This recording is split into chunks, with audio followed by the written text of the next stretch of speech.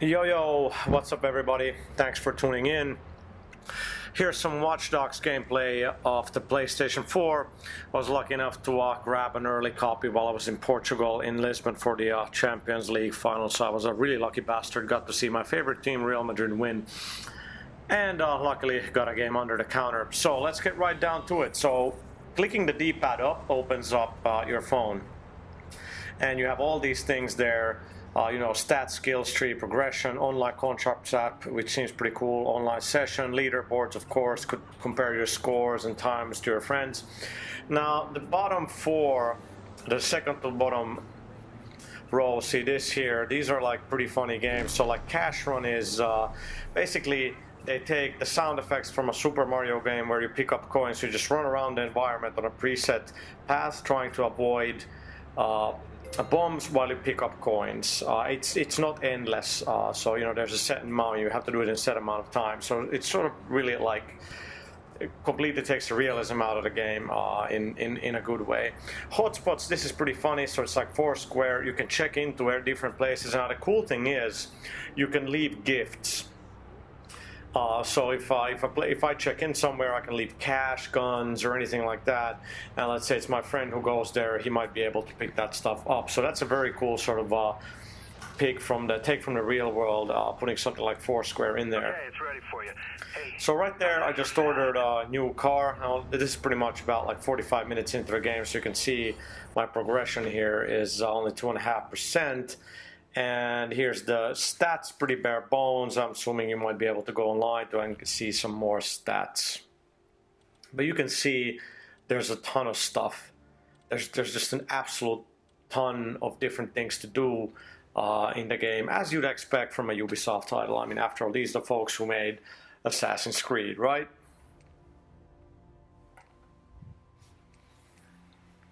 So obviously, to unlock a lot of the things, as we know, you in each part of the city or section of the city, you have to hack this headquarters kind of place that then unlocks other things or shows things on the map. Here's the skills.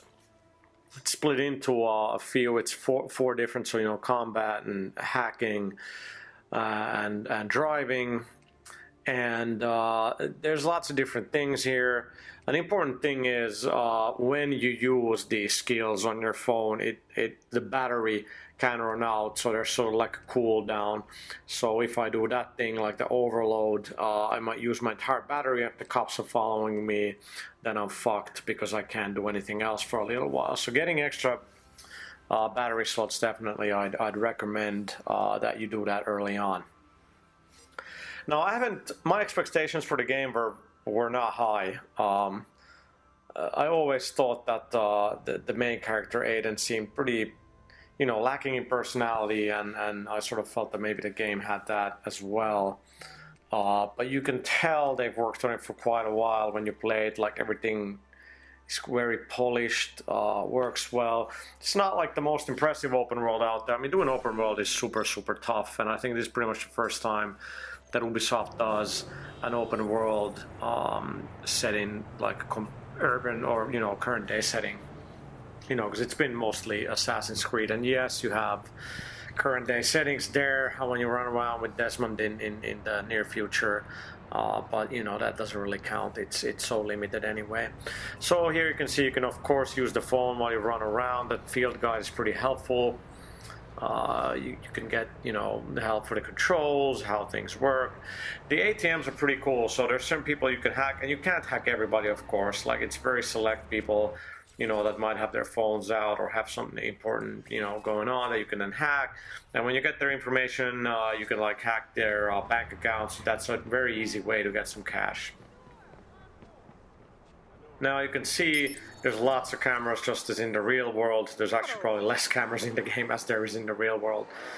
So you can hack the cameras so you can use them to watch people. And there's a lot of sort of puzzle kind of things here. So you hack a camera, then use the camera to find another camera, hack into that, use that camera to locate another camera, and that third camera might be able to see into like a box that you can hack, which might give you additional information, additional mission, something like that. So here's a random something. Person gets robbed. Usually you use your baton by pressing circle to slam this guy, but I'm gonna just give a warning shot into the back, into the spine, and then into the legs, and the guy's neutralized. Now, if you stop like a random crime like this, then of course, you know, I mean, the cops are going to come after you because there's a witness call. So that witness is trying to put in a call, but you can actually try, if you hurry and are fast, you can steal their phone that they're unable to call in the cops. But of course, the cops are not going to be arriving. Here's this random hacking thing I found, but I had no idea what I'm supposed to do here, except it's pretty simple. You just have to keep pressing buttons so that, you know, the currency here sort of flows into the right place, so it's actually extremely simple, but visually it's a bit very, very unclear actually. Right, police are in pursuit, so let's grab the car I just ordered. Let's run in there. Now, you can tell that definitely a choice was made when they started making the game, that animation and being able to do a lot of different activity, you know, a lot of different actions was key. Because this is obviously a game that has to, you know, it runs on older generation systems, and you can definitely tell it's been designed to work on those systems and to work within their limitations, which of course is a bit annoying for us PS4 and Xbox One owners. But going back, like animation is always, that takes a lot of memory, and you don't have a lot of memory. And Aiden has a lot of different animations. You can pull up your phone really fast. You can access a lot of things immediately. So that is stuff that needs to be in the memory. And obviously there's a cost to that. You know, it can be cost of like how much memory there has been to NPCs. You know, anything dynamic. Dynamic being the weather system, vehicles, pedestrians, leaves, all that stuff. So they definitely concentrated on the main character and being able to do a lot of things within very, very fast. You know, all that has to be accessible all the time. You know, you can run, you can slide over cars, the animation is very cool. There's always people nearby that you can hack. Of course, all that is streamed. But you can tell that definitely was like a pretty big consideration for them. Now I'm trying to evade the cops, and I was able to evade them. You know how that works in open world games. You know, you get that circle, evade it, and you're free. You know, definitely let me know in the comments what you think. What you think of the video, the commentary, and just when you've got your hands on the game, which should be now. What do you think? I mean, there's a ton of things to do in this game. Absolutely, it's easily going to be worth your $50 or whatnot. I paid, I think, what, 65 euros for it.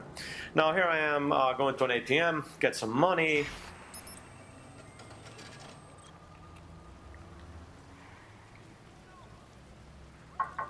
$480. So my car's getting a little bit busted up. There's good damage. You keep unlocking songs by, you know, hacking into things, hacking people's phones. There are lots of songs. The audio is rather strange, like your car hardly makes any noise until it's really broken, and then it starts to make a whole lot of noise when the tires are shut out or something like that. You can see there, I can click the traffic lights, turn them on, turn them off. Now, in pursuit situations, I didn't really see a lot of use for that. There's not that much traffic, at least in the areas I was driving, so... Alright, so I gotta go get this gun. Obviously, no load times when you enter the any you know, interiors such as shops or mission critical areas. Really nice level of detail here. Definitely good job here from Ubisoft. And you can, I think there's an app on your phone that you can sort of scan the songs that are playing in places like this, and you can find out which they were. Let's see, so I got this gold gun because my game was part of a bundle or something like that. Anyway, so I got that, but I have to, I gotta buy the assault rifle. Come back if you change your mind. The UI, as you can see, is pretty clear. It's well done, it's easy to navigate once you get, you know, well, obviously once you get used to it, so L1R1 always advances you from, you know, from one tab to another. So I gotta see here which AR I gotta buy. I actually had no idea like how much money I had, you know, accumulated at this point, but a pretty sizable amount, because as you can see, I got like a little bit over $4,000. Safety is paramount. So we've hired private security for every CTOS control center. These highly skilled peacekeepers have trained And in the obviously most when you're in dangerous places regions like of the this, when world. there's TV In screens, fact, Ms. Gardner, they use these that to sort peacekeepers you of refer to are advance the military plot. mercenaries, many And, with criminal you know, records. if Isn't you've that done true? something Indeed, they've critical, served time in the military, that but might be we covered should in the hardly news. reject You know, our in a own very soldiers GTA so way, you proudly know, serving their in the country, radio, shouldn't they react to Our things you CTOS recently network is did, well you know, in a protected. newscast or something And that like gives that. Chicago So we got citizens the the AR comfort they rifle, deserve. I got the That was pistol Blue also, spokeswoman Charlotte and you Gardner can craft discussing items. CTOS security. So you can craft things like these radio emitters that you can throw and then remote activate them. So that means, you know, you can throw it into one place, walk and hide somewhere, and then activate it, and you know the security guard or whoever will go investigate, and you can use that to your advantage, and you can sneak by.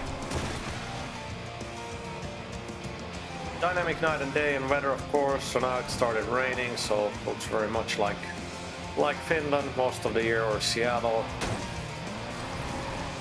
So you can see there's lots of things popping up on the map, and the map actually looks really nice. You can see how clear and sort of it's easy to read, which is great, and it's very fast to navigate. So it's not like annoyingly slow like in Assassin's Creed 4, where it was difficult to even, you know, snap the cursor to some of the mission objectives or things like that. So definitely the map here is very, very snappy and works very well.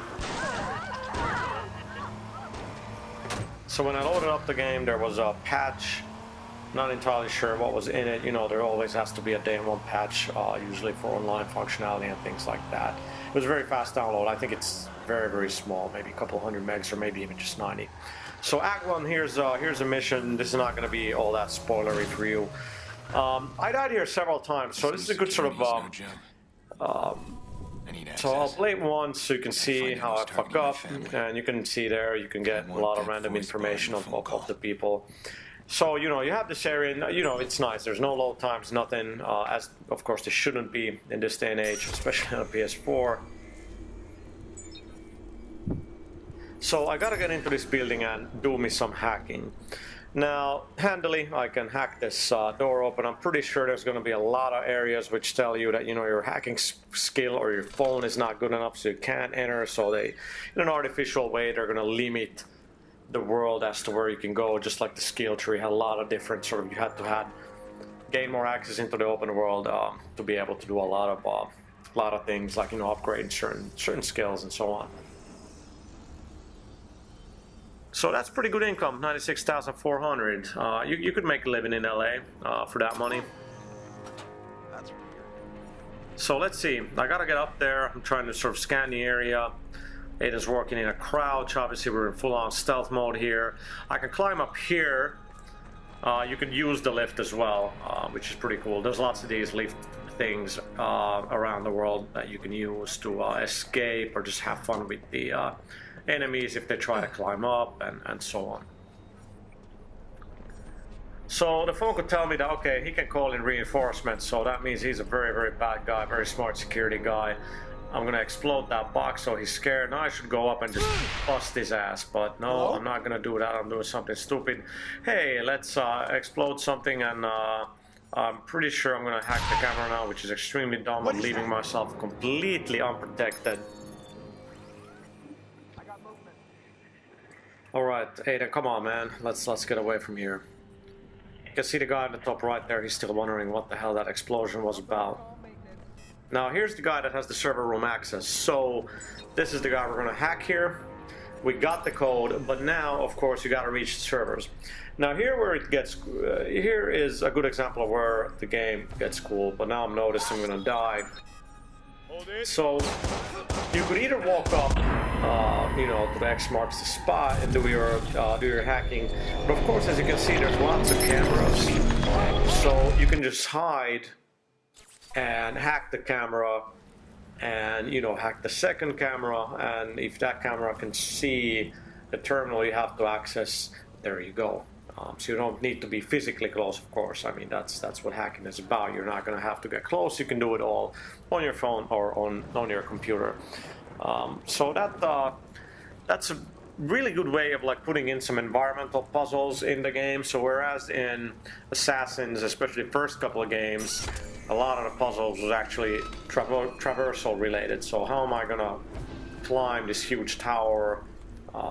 You know, from which side can I do it? Which way? But here it's going to be more about, right? So I mean, you can see electrical grid. So you might have a box you need to hack, but first you need to get somewhere else. You have to follow the line, you know, where it goes, if it leads to a camera or a power source or something like that. So that's pretty cool. I think that's Ubisoft seems to be very, very good about that. So here's the second run at this mission. In all honesty, it's actually my 5th run, but I did a little bit of editing. So we got the code. So now I'm thinking, all right, I got the code. Where can I go and hide yet access that camera right over there?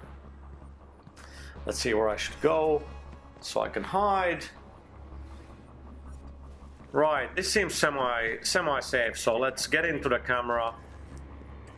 And here we are. You know what? This game reminds me a lot. I gotta give a special shout out to my good friend Ryan Payton of Camouflage. Shout out to Camouflage in Seattle who are making the Republic iOS game. The 2nd episode is out. And that is very much about, you know, gaining control of the cameras and sort of navigating your character that way. Anyway, so here's this hacking game. I mean, when are they gonna run out of ideas for hacking games and video games? I mean, how many goddamn hacking games can we have? Now this is pretty simple. I mean, it's very, very simple. So see, you got to be turning those things so the sort of the flow goes right. So now we got access to the server room, and there's actually a lot of logs here that you can look at. So DedSec has done some hacking. I really love the ASCII, how do I pronounce that? Art that they've done. That's very cool. I mean, all you old school folks who used BBSs with modems, you know, you had that cool art when you logged in, or like the in-file ID disk files you had. So it's nice.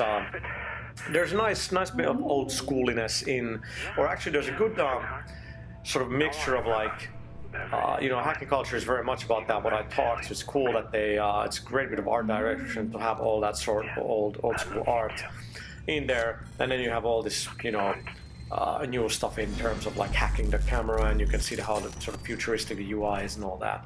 Right, so we hacked that. We got a little bit of video information, but there's a couple of other slots here, or servers, I should say, that we can hack. It's no wonder DedSec despises CTOS. So there's another one. Citizen OS being hacked. DedSec style.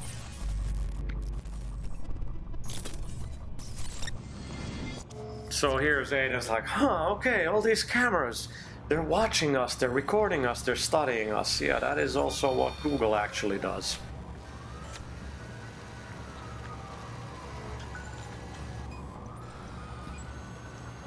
So I'm pretty sure they've spent a lot of time on this, sort of making the world as rich as possible. So obviously this is a you know, a story mission. So obviously there's sort of more story detail, of course, but even the fact that like pretty much all the NPCs, you can at least get their name, their occupation, and things like that is it's pretty cool.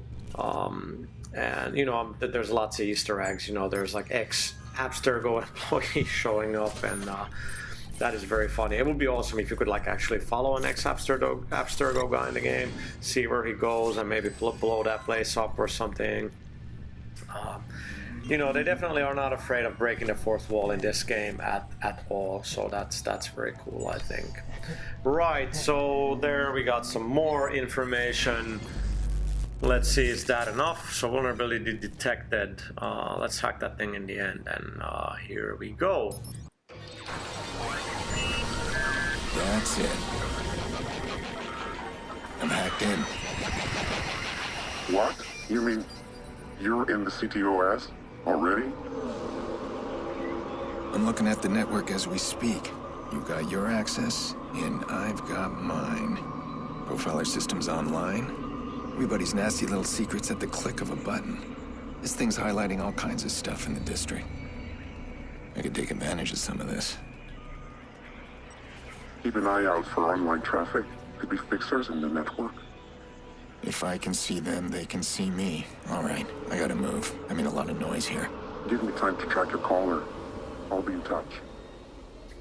So this is sort of like climbing the towers in, you know, Far Cry 3 or in Assassin. So you climb that and you get information of the area, of the local area, what kind of missions there are, and all that good stuff.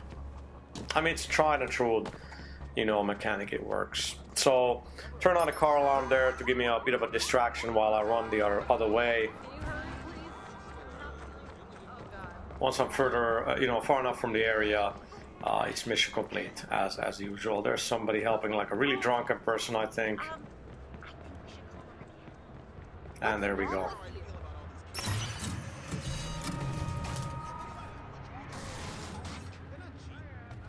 Not entirely sure why that person got out of the car there.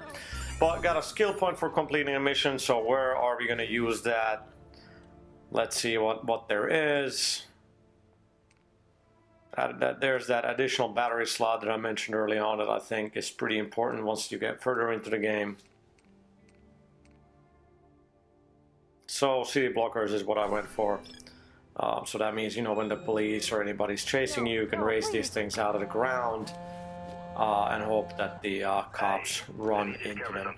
No, this is not available yet. There's a lot of these things where I'm just not further enough in the far enough in the game to be able to seemingly buy magazines.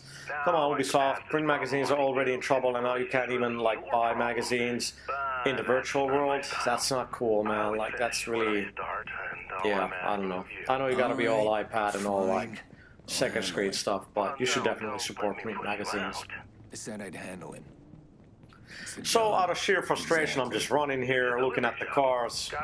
Obviously, there are going to be more cars when I'm driving. Less to render, I guess. On the line here. He's paying top dollar for the best driver in Chicago. Then he's in luck. So I'm seeing something there on the map. See, there's one of those blockers that I can raise now. There we go. So there's a restaurant. Well, here's another hotspot, so let's check in. Of course, as you do, Miller's Rail Bar, your first check-in.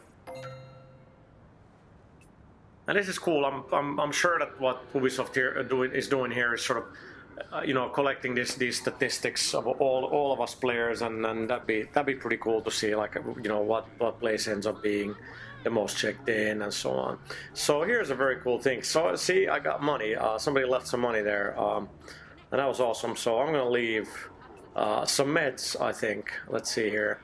Yeah, that's what I did. So let's leave a couple of units of medication to our Miller's Rail Bar. So you all know where you have to go now, right? So you know, look that spot up. So let's go in there. Let's see if we can actually get in. Yes, we can. It's a nice bar. You can play a drinking game, but I don't have time for that. Too busy. Places to go, people to kill, you know. Got an empty chair for you right here. So here, you know, you can get information on these people, which it's kind of cool. I mean, we are, you know, voyeurs in many ways. You know, that's what Facebook and all that is about. So I'm gonna wrap it up for this video, but I got another video that shows more of the open world, you know, sort of randomness of it and how that works. Yeah, that guy, you know, we should blast him. But thanks for watching. Please like and please check out my other videos as well, and enjoy Watch Dogs.